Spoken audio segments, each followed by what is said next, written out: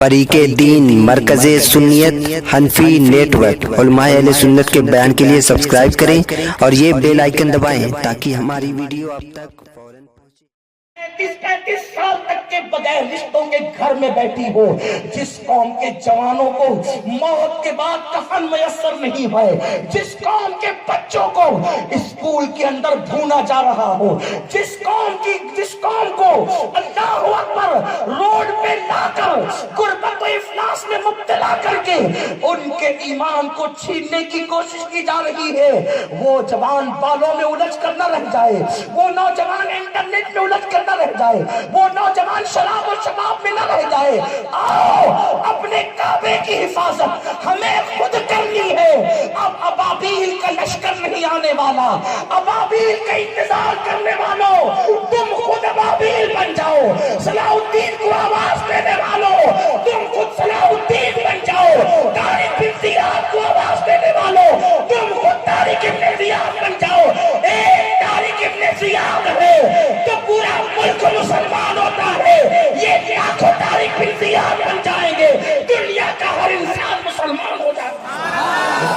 نعرہ تکبیر، نعرہ تکبیر، نعرہ رسالت، نعرہ رسالت، عظمت اسلام، حضرت سید امین القادری صاحب کی بڑا سبحان اللہ۔ بالوں میں، فلموں میں، انٹرنیٹ پر الجھے رہ گئے تو کل تمہاری قوم تمہیں کبھی معاف نہیں کرے گی، تمہاری قبروں کا نشان موجود نہیں رہے گا، دنیا تمہیں راستے کا کوڑا اور کرکٹ سمجھ کر کے پھینک دے گی، اور اس وقت تم بھی اپنے آپ کو کبھی معاف نہیں کر سکو گے۔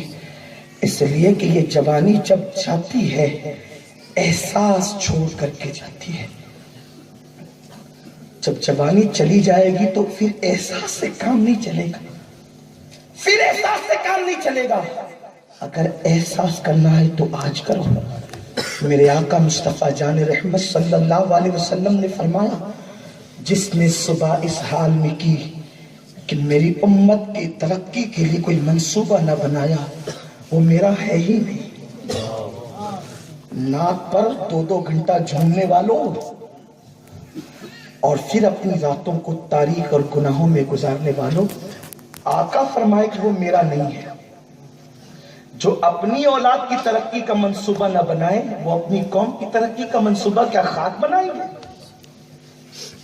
جن کو اپنی اولاد کے مستقبل کی فکر نہ ہو، اولاد تو اولاد ہے، جنہیں خود کے مستقبل کی فکر نہ ہو، وہ دوسروں کے مستقبل کی پرواہ کریں گے، وہ دوسروں کے مستقبل کو سنواریں گے۔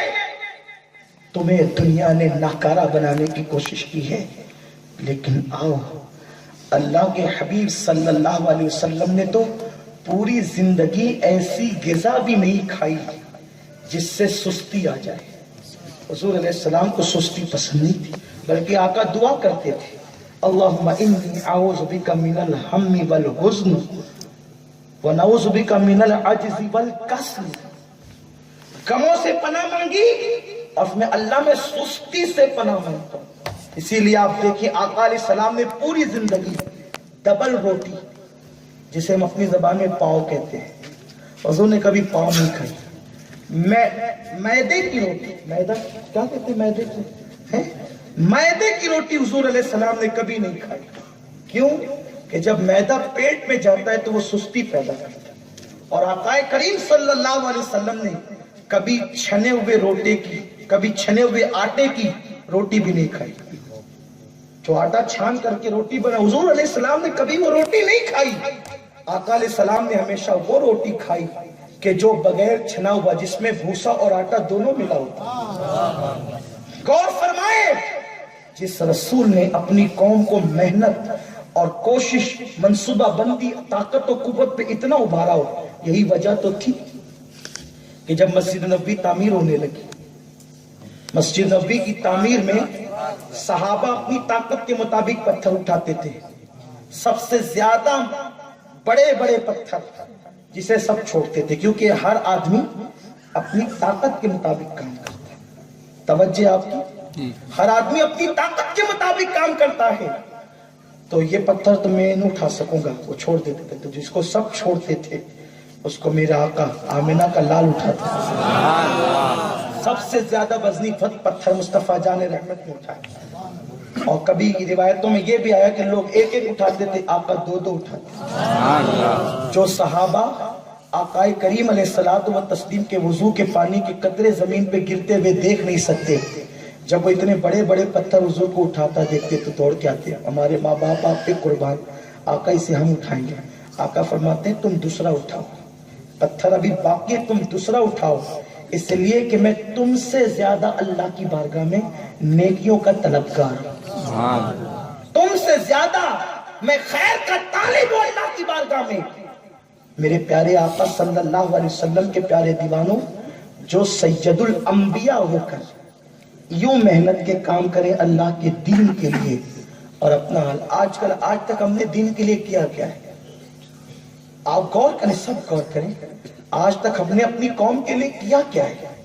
مجھے وہ واقعہ یاد آتا ہے، دیکھو اگر جوان سورے نہ جوان، اور ایک بات خاص کہنا چاہتا ہوں مذہبی طبقے سے بالخصوص، سب ایک پانچوں انگلے جیسے نہیں رہتے، کچھ لوگ توبہ کر کے سدھر گئے، سدھرے تو میری قوم مطمئن ہو گئی، دیکھو یہ داڑیاں بڑھ رہی ہے، ٹوپیاں، جبے، کرتے، لیکن ایک خاص بات عرض کرنا چاہتا ہوں، جو دیندار بنے وہ واقعی دیندار نہ بنے، اس لیے کہ لباس سدھر گئے، لباس سنور گئے، لیکن دل ابھی تک کے ویسے پاپی ہے، الا ماشاءاللہ، دلوں میں عداوت، حسد، کدورت، نفرت، گناہوں کی محبت۔ اب ایک بات اگر کہوں تو یہ ہے، ہم منبروں پر تو بات ولیوں کی طرح کرتے ہیں، کوئی دیکھے سنے تو ولی سمجھے، لیکن ہماری تنہائیاں شیطانوں کی طرح ہوتی ہیں، ہم لوگوں کے درمیان تو صدیقوں کی طرح بات کرتے ہیں، لیکن ہماری تنہائیاں زندگیوں کی طرح ہوتی ہے۔ میرے آقا غوث الاعظم دستگیر نے کہا تھا، لوگوں تمہارے پاس صرف اقوال ہے، اعمال نہیں ہے، اور اقوال سے اگر کوئی ترقی کر سکتا تھا یا اقوال سے رب کا کوئی قرب پا سکتا تھا تو اقوال تو شیطان کے پاس بھی تھی۔ صرف علم پر زور دینے والوں، اگر علم کسی کا مقبول کرتا اللہ کی بارگاہ میں تو شیطان کے پاس علم کم نہ تھا، جس کی نگاہیں لوح محفوظ پر تھی، تم تو کتابیں پڑھتے ہو، وہ تو لوح محفوظ پڑھا کرتا تھا، لیکن بتاؤ اندر کچھ نہیں تھا۔ بس یہی ہو گیا ہے، جو دنیا دار ہیں وہ دنیا دار ہیں، لیکن جو دیندار ہیں ان کے جسم دیندار ہیں، ان کے دل دیندار نہیں ہیں، اس لیے دنیا میں انقلاب نہیں آتا۔ آؤ جن کے قول و فعل میں تضاد ہے وہ منافق و زندیق ہے۔ غوث الاعظم دستگیر فرماتے ہیں، لوگوں کے سامنے گناہوں سے بچنے والے اور تنہائیوں میں شیطانی عمل کرنے والے زندیق ہیں۔ لوگوں سے ڈر کر گناہ چھوڑا، خدا دیکھ رہا یہ سوچ کر کے گناہ نہیں چھوڑا۔ جب دل اور جسم یکساں ہوتا ہے تو پھر انقلاب اس طرح آتا ہے، پھر پنڈت بھی جو ہے وہ قدموں میں جھک کر کے مسلمان ہوتے ہیں۔ آج ہم اپنی اولاد کو نمازی نہ بنا سکے، ہمارے بزرگوں نے مذہبی جو ہے وہ مذہب کے پیشواؤں کو اسلام کی طرف بلایا تھا۔ آئیے تھوڑا سا اس کی طرف، تھک تو نہیں گئے نا، اس کی طرف چلتے ہیں۔ یہی ملک ہندوستان ہے، بہت قریب سے شروع کرنے کی عادت، یہی ملک ہندوستان ہے۔ ابھی آقا کریم صلی اللہ علیہ وسلم کے پردہ فرمانے کو زیادہ عرصہ نہیں گزرا، ایک 16-17 سال کا جوان جس کا نام محمد بن قاسم ہندوستان آتا، سندھ کی سرزمین پہ قدم رکھتا ہے۔ سندھ کی سرزمین آج سے ہی غیرت کی سرزمین نہیں ہے، اہل سندھ ہے، اس زمین میں اللہ نے بڑی غیرت رکھی ہے، اس لیے کہ اس زمین پر ایک غیرت مند کے قدم پڑے۔ اس محمد بن قاسم جو تھے، ان کا 2 نسب بیان کیا جاتا ہے، واللہ عالم جو صحیح، ورنہ اپنا مسلک اور مشرب تو یہ ہے، بندے عشق شدی ترک نسب کن جامی، اپنی طبیعت تو یہ ہے۔ بہرحال لیکن نسب کی اپنی برکتیں، اس کا انکار نہیں ہے، لیکن لوگ انہیں صدیق اکبر کا پر پوتا کہتے ہیں، ایک نسب ان کا یہ ہے، اور مجھے اسی پر زیادہ اعتماد ہوتا ہے، اس لیے کہ جب نسب درست ہوتا ہے تو پھر کام بھی اچھے ہوتے ہیں۔ یہ محمد بن قاسم صدیق اکبر کے پر پوتے یا لکڑ پوتے جو بھی ہیں، جب اس جوان نے قدم رکھا تو بہت کچھ نہیں عرض کرتا، صرف ایک واقعہ عرض کرتا ہوں۔ جس وقت حضرت محمد بن قاسم اس سرزمین پر، ہند کی سرزمین پر کوشش کر رہے تھے، تو اس جوان کا اخلاق، گفتگو، کردار کی شان کی تھی کہ ہندوستان کی اکھڑ قوم، یعنی جو مذہب کے معاملے میں اتنی سخت ہے کہ جو کبھی کسی کی ایک نہیں سننا چاہتی۔ آج بھی دیکھ لیں یہ حال ہے، دیہاتوں میں جا کر کے دیکھیں، آپ لاکھ سمجھائیے نہیں سمجھتے نہیں ہیں، یہ سب ہو رہا ہے۔ اب بتائیں نا کہ اتنی ترقی یافتہ دور میں اگر کوئی پتھر کو بھی خدا کہے تو پھر اس کی عقل پر پتھر نہیں تو کیا ہے۔ تو آج یہ حالات ہیں، آج سے تقریباً 1200-1300 سال پہلے کے حالات اس ملک کے کیا رہے ہوں گے، لیکن وہ جوان تھا، بس 16 سے 17 سال کی عمر تھی، 16-17 سال کا جوان، 16-17 سال کی جوانی کیا ہوتی ہے، یہ علاقے فتح کرتے کرتے اپنے ایک قلعے کے اندر جو مفتوحہ قلعہ تھا، جو فتح ہو گیا تھا، اپنے ساتھیوں کے ساتھ بیٹھا ہوا تھا محمد بن قاسم۔ یہ بیٹھے ہوئے اچانک باہر سے ڈھول تاشوں کی آواز آئی۔ انہوں نے کہا دیکھو ذرا ڈھول کیوں بج رہے باہر؟ اس لیے کہ مسلمان ہو اور ڈھول تاشوں سے محبت تو ہو ہی نہیں سکتا، کیونکہ آقا کریم صلی اللہ علیہ وسلم نے فرمایا کہ اللہ نے مجھے اس لیے مبعوث فرمایا کہ میں ڈھول تاشوں کو مٹا دوں، کیونکہ یہ شیطانی آلات ہے۔ لیکن اپنا تو حال یہ ہے کہ شادی کے موقع پہ جب تک ڈھول نہیں بجے لوگ کہتے ہیں ہم کسی کے چہلوں میں تو نہیں آئے۔ استغفر اللہ۔ نادانوں، اپنے مذہب کا مذاق پر پردہ نہ اڑایا کرو، اور جو قوم اپنے مذہب کا مذاق اڑائے پھر لوگ اس قوم کا مذاق اڑاتے ہیں۔ وہ کتنے باغیرت لوگ تھے۔ جس جوان نے یہ کہا کہ باہر ڈھول کی آواز کیوں آتی ہے، ذرا دیکھو، جس وقت لوگ باہر گئے تو کیا دیکھا، ایک مجسمہ ہے جس پر چادر پڑی ہوئی ہے، جس کو چھپا دیا گیا ہے، اور لوگ ڈھول بجاتے ہوئے خوشی خوشی آگے چلے۔ کہا کہ ایک مجسمہ وہ لوگ لے کے جا رہے، ڈھول بجاتے، پتہ نہیں کیا معاملہ ہے۔ محمد بن قاسم آئے، دیکھا تو وہ لوگ جو تھے محمد بن قاسم کو پہچانتے تھے، یہ ان کو پہچانتے تھے۔ آگے آگے پنڈت اور مذہبی پیشوا چل رہے تھے۔ محمد بن قاسم نے پوچھا کیا بات ہے، کوئی تہوار ہے آج تمہارا؟ تو ان پنڈتوں نے جواب دیا اے ابن قاسم، دراصل ہم نے جتنے بت خانے ہمارے ہیں تو یہ فیصلہ کیا ہے کہ سارے بتوں کو ہٹا دیں گے، اب ان کی پوجا نہیں کریں گے، اب ہمیں ایک نیا خدا مل گیا، ہم اس کی پوجا کریں گے۔ محمد بن قاسم نے کہا حیران ہو کر، خدا بھی نیا ملتا ہے؟ کہا ہاں، اب ہم سارے بت ہٹا کر کے اسے لگائیں گے، یہ جو لے کر جائیں گے۔ محمد بن قاسم نے کہا جو نیا خدا تمہیں ملا ہے ذرا مجھے بھی تو دکھا، وہ ہے کون؟ جب اس بت سے چادر ہٹائی تو وہ مجسمہ محمد بن قاسم کا تھا، وہ محمد بن قاسم کا مجسمہ تھا، کہ اسی کو لگا دیں گے، اس لیے کہ اس جیسا کردار ہم نے کسی کا نہیں دیکھا۔ محمد بن قاسم کی آنکھوں میں آنسو تھے، کہنے لگے مجھے کیوں پوچھتے ہو، اس کو پوجو جس کو میرے رسول نے بھی پوچھا۔ وہ کون ہے؟ وہی وحدہ لا شریک ہے۔ جب اتنا کہنا کہ وہ کلمہ پڑھ کے مسلمان ہو گئے، یہ کردار کی برکت ہے۔ اس کے بعد آپ دیکھیں اسی سرزمین پر، ہندوستان کی سرزمین پر جو ہے وہ اسلام کے پودے لگانے والا، جسے دنیا سلطان محمود غزنوی کہتی ہے۔ خیبر میں مولا علی کا نام لے تو خیبر لرزتا ہے، اور محمود غزنوی کے نام سے آج بھی ہند کا کفر لرزتا ہے۔ وہ محمود غزنوی بادشاہ ہونے کے باوجود اس شخص کا حال یہ تھا، اس وقت تک کبھی نہ سویا جب تک کہ 1000 مرتبہ آقا کریم صلی اللہ علیہ وسلم پہ درود و سلام ہو۔ ایک دن سلطان محمود غزنوی بستر پہ لیٹے، نیند نہیں آتی تھی، اٹھ کر کے یاروں سے کہا سلطنت میں کہیں کسی پہ ظلم تو نہیں ہو رہا ہے، اس لیے مجھے نیند نہیں آتی۔ لوگ نکلے، ادھر ادھر ڈھونڈا، واپس آئے، سلطان نہیں، سو جائے۔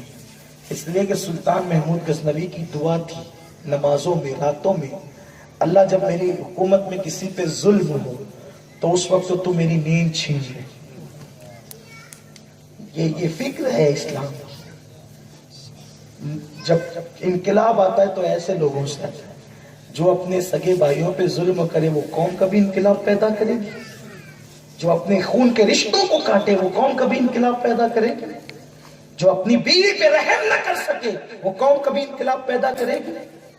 सुल्तान महमूद गजनवी को साथियों ने कहा सो जाए, फिर बेचैन हुए करवटें बदले और किसी पे जुल्म तो नहीं हो रहा है। लोगों ने कहा कुछ नहीं है, सब देख कर आए। जब इनको यूं लगा कि ये खयानत कर रहे हैं तो सुल्तान ने टाट का लिबास पहना और टाट का लिबास पहनकर खुद निकले।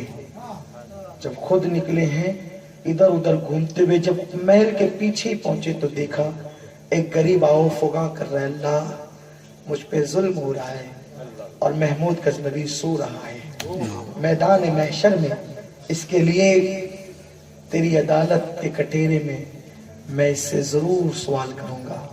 ये सुनना था कि आंख में आंसू आ गए, आंख में आंसू है, हाथ पकड़ के कहा हुआ क्या? कहा ए फकीर तुझे क्या पड़ी है, मुझे तो फरियाद उससे है जो उस महल में सो रहा है। आपने चेहरे से नकाब हटा के कहा वो मैं ही हूँ, तेरी फरियाद और आहों फुगा ने मेरी नींद उड़ा दी है, मैं यहाँ तक पहुंचा, बता बात क्या है? कहा कि देखिए मैं गरीब आदमी, मेरे घर में रोजाना आपके मुकर्रबीन में से कोई आता है और आकर के मेरी बीवी की आबरू पे हमला करता है। सुल्तान ने कहा क्या वो अभी होगा? कहा नहीं वो अभी नहीं होगा, इतनी देर हो चुकी कि वो आज जा चुका होगा। कहा ठीक है कल आए मुझे इत्तला करना। कहा तेरे दरबान मुझे तुझ तक पहुंचने नहीं देंगे। हाथ पकड़ के ले गया और जिस दरबान को कल रात खड़ा करना था उससे मिला के कहा ये जब भी आए मैं सोता रहूं तो उठा देना। और एक तारीखी जुमला महमूद गजनवी ने कहा था जो आज भी हिंद की तारीख में लिखा है, अगर मैं नमाज की हालत में रहूं तो भी मुझे हालत नमाज में इत्तला करना कि ये शख्स आया है। जिस कौम ने अल्लाह की नमाज से ज्यादा मोमिन की आबरू को अहमियत दी है ये है मजहब इस्लाम। आपने इस्लाम को समझा क्या है? मोमिन की आबरू ये सजदों से ज्यादा अहम करार दी गई है। इसीलिए तो आप देखें अगर किसी की आबरू पे हमला हो रहा हो और आप उसकी आबरू बचा सकते हैं तो शरीयत का कानून है नमाज तोड़ करके उसकी आबरू बचा दो। जिस मजहब की तालीम ये है, जिस मजहब की तालीम ये थी कि अगर एक तरफ सजदा दूसरी तरफ किसी की आबरू है तो सजदा छोड़ करके आबरू बचा, क्योंकि आबरू बचाने के बाद सजदा किया जा सकता है। लेकिन एक मर्तबा आबरू लुट गई तो वो लुटी हुई आबरू दोबारा हासिल नहीं की जा सकती। अगर नमाज कज़ा हो गई, कज़ा नमाज अदा की जा सकती है, लुटी हुई आबरू दोबारा हासिल नहीं की जा सकती। मैं अपनी कौम के जवानों को कैसे बताऊं जिस मजहब ने सजदा छोड़कर आबरू बचाने का हुक्म दिया था, आज उस मजहब के जवान अपनी ही मुसलमान बहनों की आबरू मोहब्बत के नाम पे लूट रहे। मोहब्बत का झांसा देकर कभी स्कूल में, कभी कॉलेज में, कभी पार्कों में ये मुसलमान अपनी बहनों की आबरू लूट रहे। शादी से पहले सब कुछ हो जाता है, कौम की बच्चियां सिसक रही है। किसने लूटा आबरू? मुसलमान जवान ने। तुझे शर्म नहीं आती? जब कल क़यामत के दिन तू खुदा की अदालत में खड़ा होगा और किसी की आबरू तुझ पर मुकद्दमा दायर करेगी, उस वक्त तेरे पास जवाब क्या होगा? तुमने पूरा मजहब सजदों को समझ लिया, पूरा दीन तुमने नमाज रोजा हज और ज़कात को समझ लिया। किसी को बुरा न लगे ये बात मैं बहुत वाज़ेह तौर पे कहूंगा, तबलीगी जमात ने मजहब इस्लाम के साथ बहुत बड़ा फ्रॉड किया और मौलवी इलियास कांधलवी और उसकी जमात ने ये फिक्र दी नमाज पढ़ो फिर जो करो सब माफ है। इसलिए लोग नमाज के बाद आवारा हो गए। लेकिन उन्हें कौन बताए, उन्हें कौन बताए कि अल्लाह के हबीब सल्लल्लाहु अलैहि वसल्लम जिसने नमाज ला कर दी है, बल्कि नमाज जिसकी अदाओं का नाम है, उस रसूल अलैहि सलाम ने फरमाया कि अगर किसी मुसलमान के लिए तेरे दिल में नफरत है तो तेरा सजदा सर के ऊपर नहीं जाता। लोगों पे जुल्म करके नमाज पढ़ो सब माफ है, सब क्या लिखा करके लाए। नमाज का गलत तसव्वुर पेश करने वालों, अल्लाह के हबीब सल्लल्लाहु अलैहि वसल्लम फरमाते हैं कुछ नमाजियों की नमाज उन पे लानत करती है। और सुन लो नमाज क्या है, हदीस पाक पेश करना चाहता हूँ। आकाए करीम सल्लल्लाहु अलैहि वसल्लम फरमाते हैं नमाजी अगर तू होगा तो तेरी नमाज तुझे गुनाह से जरूर बचाएगी। क्यों? इन्ना सलाता तन्हा अनिल फहशाई वल मुनकर, बेशक नमाज हर बुराई और हर फहश काम से रोक लेती है।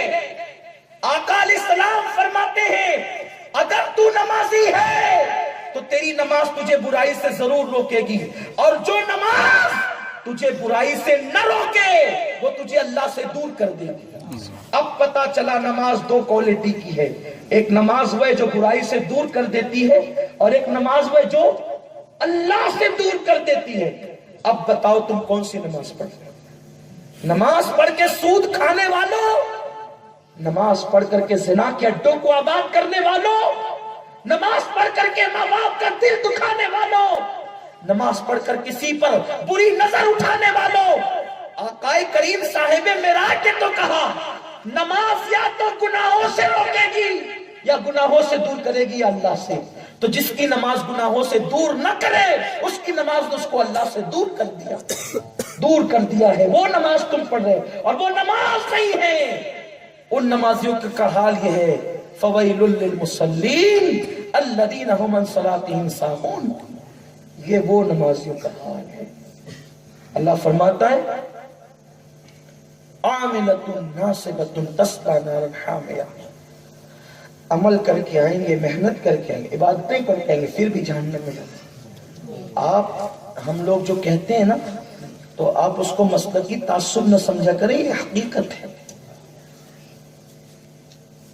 माँ सिस्कियां ले रही है, चलो चिल्लों में, चलो जमातों में, कहते हैं ये लोग जमात का मजाक उड़ाते हैं। हम जमात का मजाक नहीं उड़ाते, इसलिए कि रसूलुल्लाह ने तो हमें ही जमात कहा। वल जमाआ का लक़ब लिसाने नबवी से हमारे लिए मिला है। हम जमात के मुनकिर कब हो सकते हैं, लेकिन हम जमात के मुनकिर नहीं, हम तबलीगी जमात के मुनकिर हैं। इसलिए कि जिसने दीन को 6 चीजों में कैद किया, दीन 6 चीजों में कैद होने वाली चीज नहीं, दीन मुकम्मल दीन है। बहरहाल तो गुफ्तगू बहुत ज्यादा को तूल नहीं देना चाहता और मैं अपने उन्वान की तरफ वापस आना चाहता हूँ। सिर्फ इशारा देना मकसद था कि असल को समझो, सच्चाई को समझो। नमाज के वक्त नमाज पढ़ी जाएगी और आबरू के वक्त आबरू बचाई जाएगी। सुल्तान महमूद गजनवी का वो तारीखी जुमला कि मैं सो रहा हूं तो भी उठाना, और अगर मैं नमाज में हूं तो भी हालत नमाज में इत्तला करना। और यही कौम जिंदा कौम कहा गई होता है। और बादशाहों ने अपने दरबार पर पहरेदार मुकर्रर किए थे, अपने दरवाजों पे पहरेदार मुकर्रर किए थे कि मैं सो तो मुझे उठाना नहीं। आज उनकी कब्रों का निशान भी नहीं है। सुल्तान सलाहुद्दीन अय्यूबी ने भी पहरेदार मुकर्रर किए थे, जब कोई मजहब के लिए काम आ जाए तो मेरी नींद की परवाह न करना, मुझे फौरन उठा दे। तो जो उठने के लिए सोते हैं फिर उनके नाम भी जिंदा होते हैं, और जो न उठने के लिए सोते हैं कौम उनको भुला देती है। इसलिए सो कम ज्यादा बेदार रहो, कुछ कर लो, कुछ कर लो।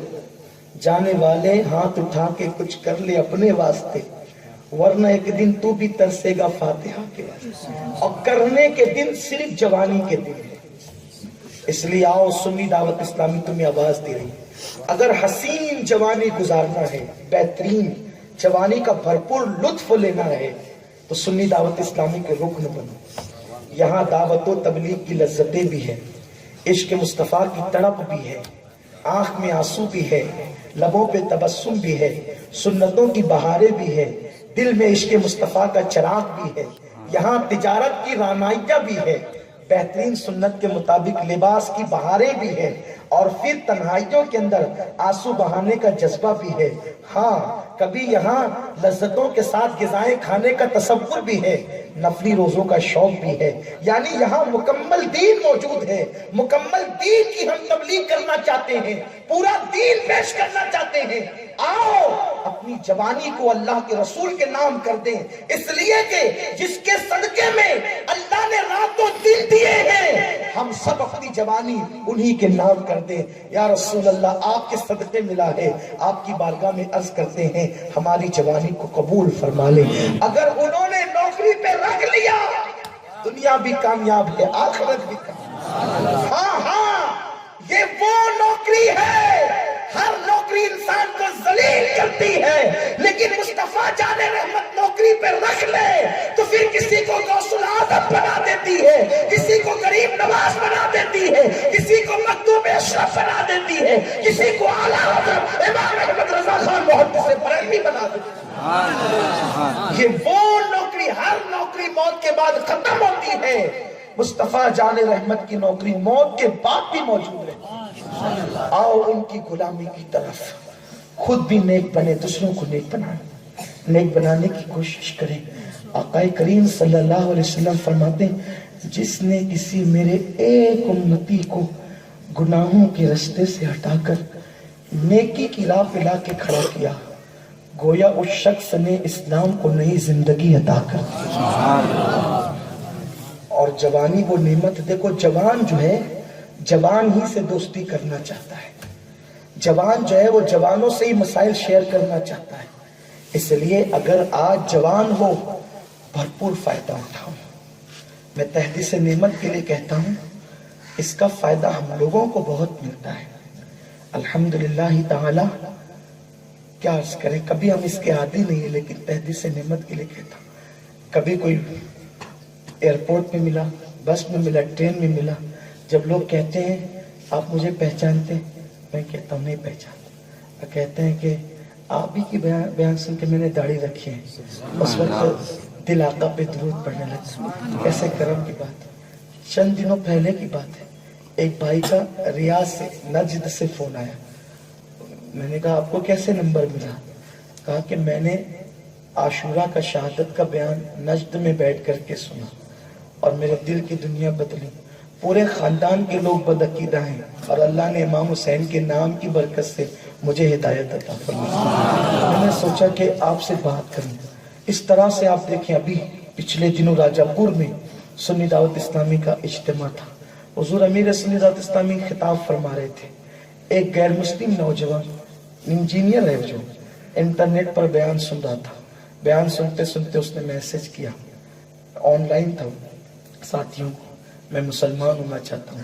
حضرت نے آن لائن اس کو کلمہ پڑھا. یعنی ایک جوانوں کو, ہمارا ملک جو جوان ہے اس کا فائدہ اٹھا. لوگ اگر سب کو گندگی میں ڈبونا چاہتے ہیں ہم نکالیں. آقا کریم علیہ السلام فرماتے ہیں میرا حال یہ ہے کہ لوگ جو ہے وہ کنویں کی طرف گر رہے ہیں اور میں ان کو کمر پکڑ پکڑ کر کے کھینچ کر کے بچا رہا ہوں. آئے نا اس سنت پہ عمل کریں, خود بھی بچیں. کاش ہماری رات کبھی ایسی بھی تو کوئی گزرے رات کے 10-15 منٹ کہ ہم رو کر کے کہیں اللہ میرے سے کچھ کام لے لے. اس نکمے کو کام کا بنا دے. کرو نا, کچھ کام کرو. اس لیے کہ دولت کماؤ گے تو گھر تک رہے گی, لیکن اللہ کے لیے کام کرو گے, تم رہو نہ رہو تمہارا نام باقی رہے. لوگ تمہارے لیے جو ہے وہ مغفرت کی دعائیں کریں گے. اس لیے کچھ کر لو. جو اپنے لیے کرتے ہیں وہ مٹ جاتے ہیں, جو اللہ کے لیے کرتے ہیں وہ مر کر بھی زندہ رہتے ہیں. سلطان محمود غزنوی کی بات کر رہا تھا کہ انہوں نے کہا اگر میں نماز میں بھی ہوں مجھے اطلاع کرنا. اور ہوا یہی کہ جب دوسری رات وہ جوان آیا تو آنے کے بعد فوراً دربان نے کہا کہ سلطان وہ آ گیا. یہ تلوار لے کر کے دوڑے اور اس کے گھر پہنچے. جیسے ہی گھر پہنچے فوراً چراغ بجھایا اور چراغ بجھا کر کے تلوار چلائی, آنے والے کو قتل کیا. پھر چراغ جلایا, ہونٹوں پہ تبسم آ گئی, الحمدللہ کہا, سجدہ شکر ادا کیا اور اس غریب سے کہا گھر میں کچھ ہو تو کھلا دو. اس نے کہا سلطان تیرے گھر میں کوئی کمی تو نہیں؟ کہا مجھے بھوک لگی کھلا دو. اس نے رسول کی روٹی دی, جلدی جلدی سلطان نے کھایا. اس غریب نے پوچھا سلطان آپ کے گھر میں کوئی کمی تو نہیں ہے؟ آپ نے سوکھی روٹی کھائی، چراغ بجھا کر کے قتل کیا، سجدہ شکر ادا کیا، میرے سمجھ میں نہیں آیا۔ سلطان محمود غزنوی کہتے ہیں اے جوان، اتنے ہمت کا کام محل کے بالکل پیچھے اگر کوئی کر سکتا تھا تو مجھے خوف تھا کہ میرے بیٹے کر سکتے تھے، میرے جوان جوان بیٹے، اس لیے کہ باپ کی حکومت میں بے باکی کے ساتھ اگر کوئی کام کر سکتا ہے تو بیٹے۔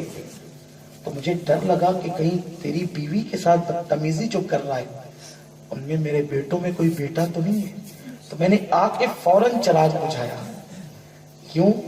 اگر چراغ چل رہا ہوتا اور اس عیاشی میں میرا بیٹا مجھے نظر آتا تو کہیں میرے بیٹے کی محبت انصاف میں آڑ نہ بن جائے، تو میں نے چراغ بجھایا۔ لیکن جب قتل کر کے چراغ جلایا تو اللہ کا شکر اس لیے ادا کیا، الحمدللہ میرا بیٹا کوئی آوارہ نہیں ہے، یہ تو سپاہیوں میں سے ایک سپاہی تھا۔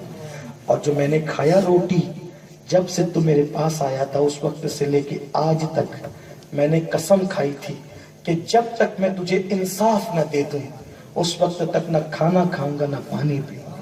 یہ فکر تھی مسلمانوں کی، آج وہ فکر ہمارے درمیان سے اٹھتی چلی جا رہی ہے۔ آؤ اپنی جوانی کو عشق رسول میں ڈھالو۔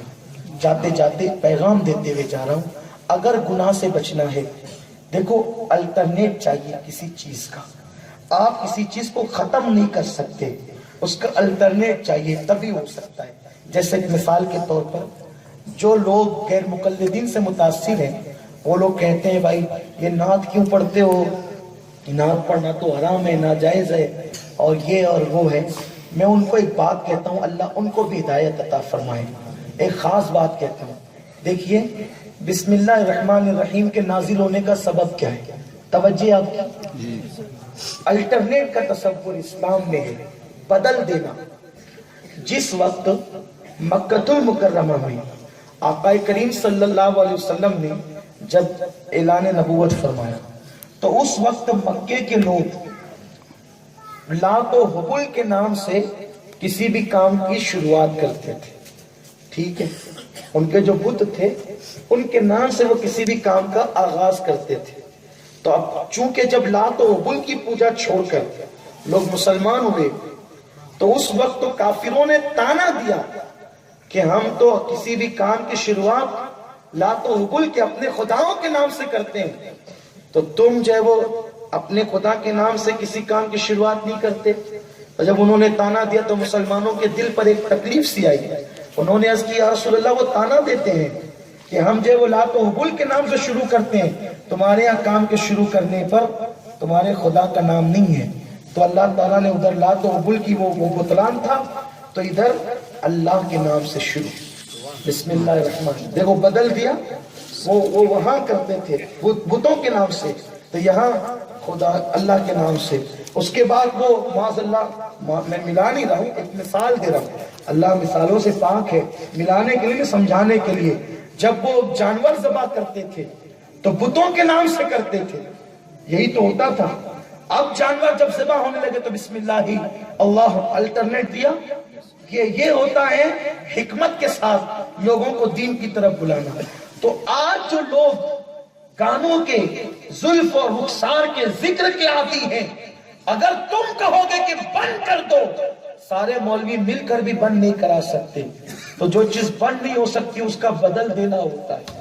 تو اسلام نے پہلے ہی دن سے بدل کا تصور رکھا ہے کہ وہاں لات و حبل کے نام سے چھریاں چل رہی ہیں تو کہا معبودان باطل کے نام سے نہیں چلے گی، بسم اللہ اللہ اکبر، اللہ کے نام سے چھری چلے گی۔ وہاں لات و حبل کے نام سے شروع ہو رہا ہے، کہا باطل معبودوں کے نام سے شروع نہیں ہوگا، بسم اللہ الرحمن الرحیم، اللہ کے نام سے شروع ہوگا۔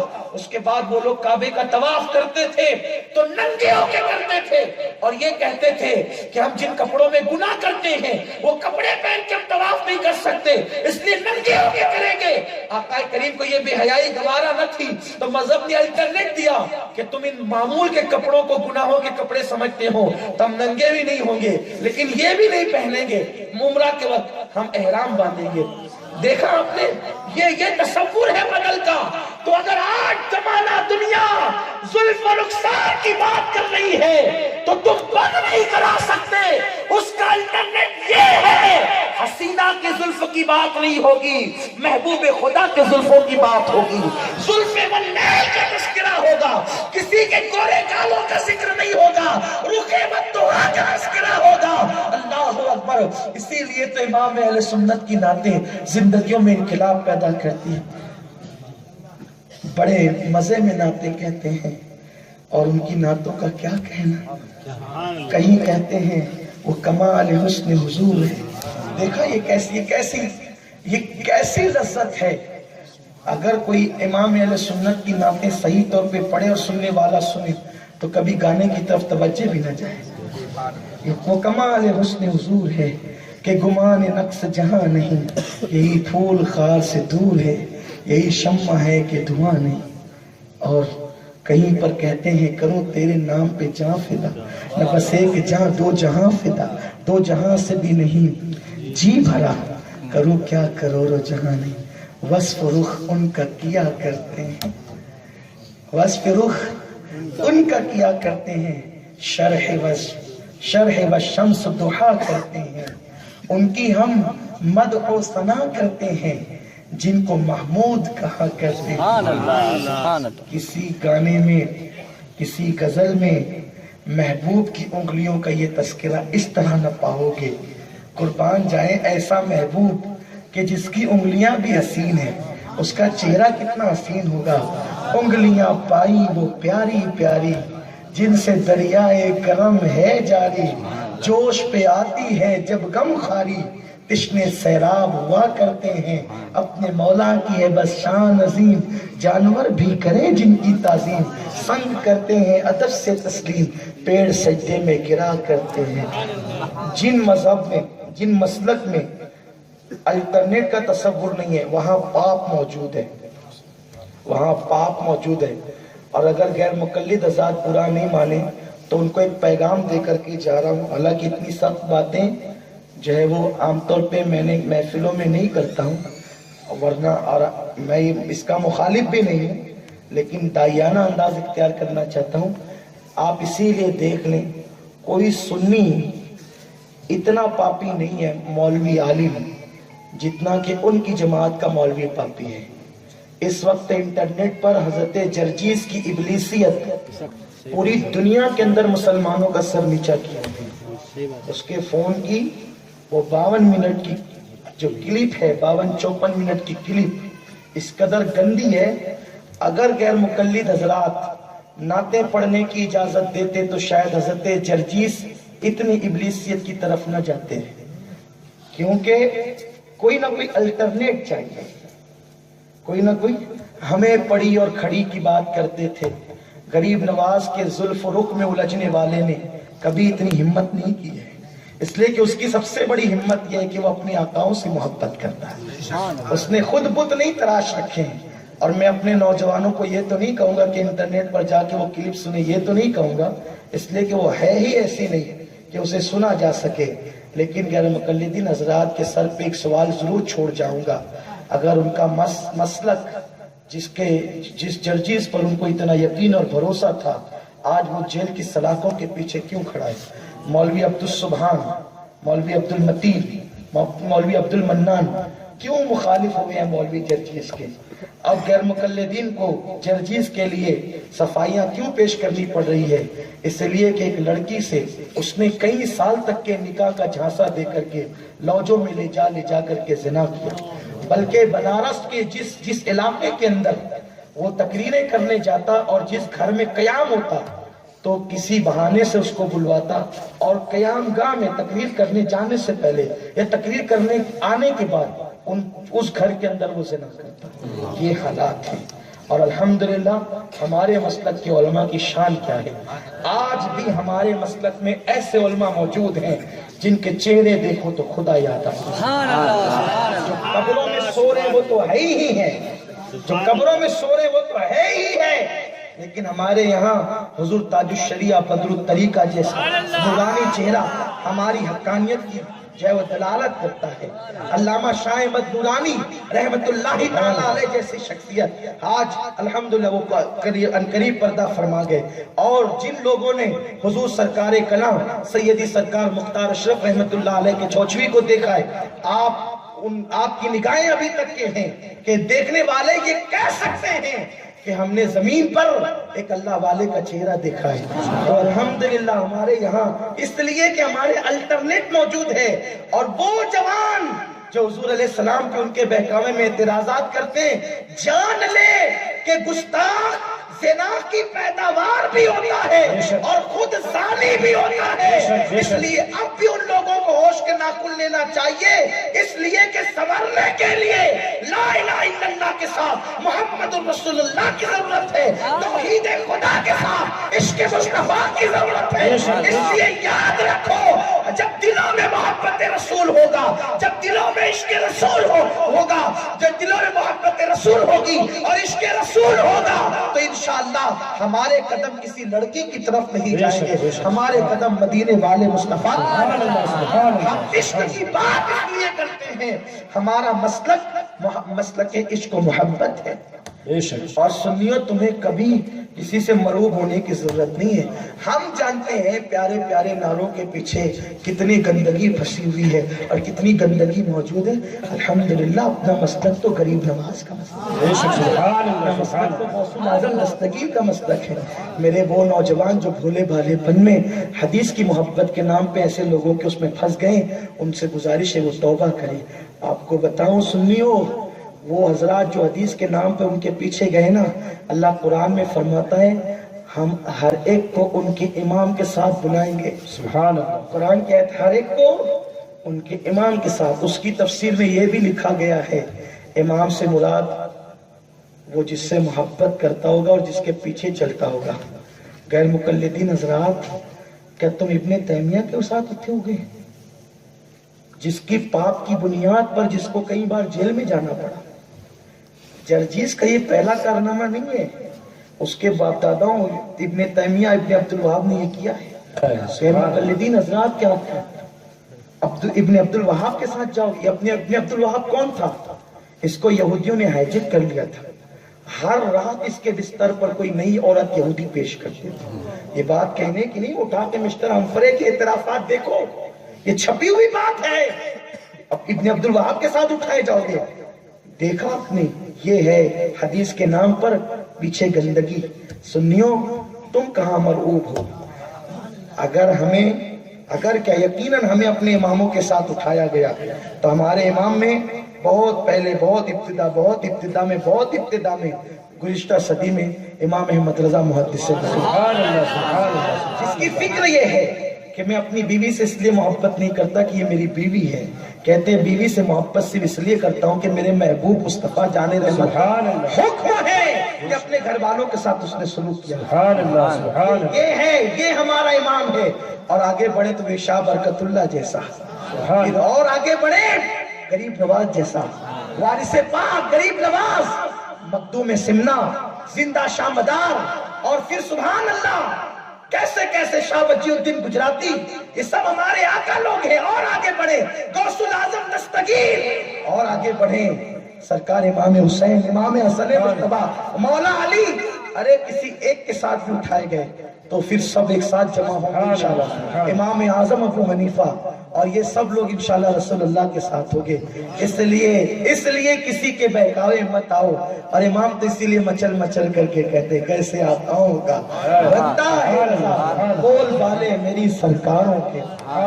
ہمیں فکر نہیں ہے کہ کیونکہ جب قدرت نے کہہ دیا اماموں کے ساتھ اٹھائے جائیں گے، ہمارے اماموں میں ایسے ایسے لوگ ہیں، سبحان اللہ و بحمدہ سبحان اللہ العظیم۔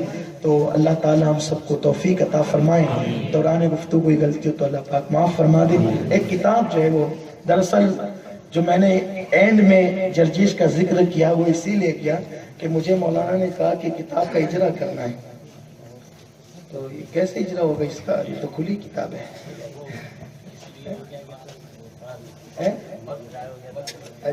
ٹھیک ہے، دارالعلوم فیضان اولیاء کی جانب سے شائع کی گئی ہے۔ तीन तलाक का मसला। माशाल्लाह ये जो है ना दारुल फैजान औलिया की जानिब से शाये की गई है किताब 3 तलाक का मसला। असल में आजकल वही जो मैंने अर्ज की ना, ये जर्जीस और जो इसका ग्रुप है, ये लोग 3 तलाक को बहुत इशू बनाते हैं कि सरकार सल्लल्लाहु अलैहि वसल्लम के दौर में 3 तलाक एक ही थी और अब जो है वो 3 तलाक 3 हो गई है। हम तो इसमें तो गुजराती ज़बान में मुझे नहीं मालूम किसने लिखा है इसको। हाफिज। अच्छा, अल्लामा शफी काड़वी रहमतुल्लाह अलैह की किताब है, उसको गुजराती में मौलाना हाफिज इलियास साहब ने किया है, अल्लाह उनको जज़ाए खैर अता फरमाए। किसी भी दौर में 3 तलाक एक नशिस्त में 3 नहीं रही है। किसी भी दौर में एक नशिस्त में 3 तलाक 3 ही रही है, एक कभी नहीं रही है। ये धोखा देते हैं। दरअसल दौर रिसालत में होता ये था कि जब कोई शख्स तलाक देता तो उस वक्त लोग एक ही तलाक देते थे। तवज्जो फरमाइए, लोग एक ही तलाक देते थे और उस तलाक की ताकीद के लिए साथ में 2 मर्तबा का इजाफा करते थे। जैसे वो उनकी बीवी को तलाक की बात कहते और फिर पीछे तलाक की तकरार करते, तो वो जो है वो बनियत तलाक नहीं होती, बनियत तकरार होती। क्योंकि दौर रिसालत में जो तलाक देता तो वो सहाबी ही था, और सहाबी वो हैं जो सब के सब आदिल हैं और सब के सब कतई जन्नती हैं, ये है। तो और एक तलाक से भी तलाक वाक़ई हो जाती है और उसका तरीका ये है, थोड़ी सी तफसील उसकी सुन लें। आज एक सोच लोगों की बनी है कि जब तक 3 नहीं देंगे बीवी जुदा नहीं होगी। 1 देने से भी बीवी जुदा हो सकती है, लेकिन उसका तरीका यह है। और अगर देना ही पड़े कभी ना दो, क्योंकि अल्लाह को जायज कामों में सबसे ज्यादा नापसंदीदा तलाक है। बुजुर्गों ने फरमाया कि लफ्ज तलाक भी ज्यादा इस्तेमाल ना किया करें, बल्कि जो लोग बिला उज़्र शरई तलाक देते हैं, क़यामत के दिन अल्लाह उन पे नजर रहमत नहीं फरमाएगा। तो अगर कोई जरूरत ही पड़े तो 1 तलाक दें। 1 तलाक देने के बाद अगर गुस्सा ठंडा हो जाए तो तकरीबन 3 पीरियड अय्याम ममनुआ के रहते हैं। अगर उस दरमियान में यानी इद्दत गुजरने से पहले रुजू कर लें, ज़बानी तौर पे कर लें या अमल से कर लें, तो वो बीवी निकाह में रहेगी। लेकिन अगर इद्दत गुजरने तक आपका गुस्सा ठंडा नहीं होता और आपने 1 तलाक देकर रुजू नहीं किया, तो ये तलाक रजई बाइना में तब्दील हो जाती है। बीवी फिर जो है वो बाइना हो गई, तो अब वो दूसरी इद्दत गुजार कर वो हो गई अजनबी, तो वो किसी के साथ निकाह कर सकती है। ठीक है, ये एक ही पर, अरे उलमा अगर मैं गलती करूंगा तो इस्लाह करेंगे, ये एक ही पर ऐसा हो सकता है कि इद्दत गुजरने तक